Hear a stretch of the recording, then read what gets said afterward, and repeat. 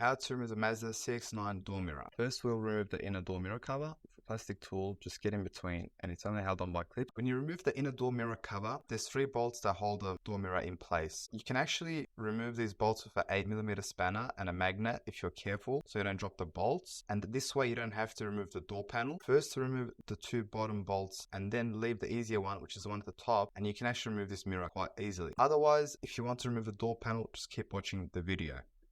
Where the door open handle is, there's a little cover that you'll need to remove, just like so.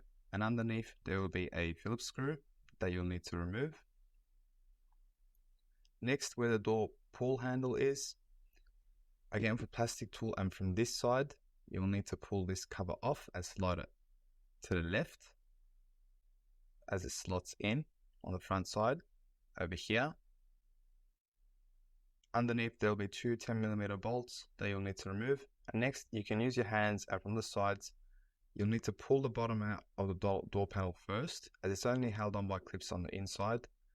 Be gentle, as these clips can break. First, pull the bottom out, and what you'll need to do is slide it upwards to detach it from the window sill.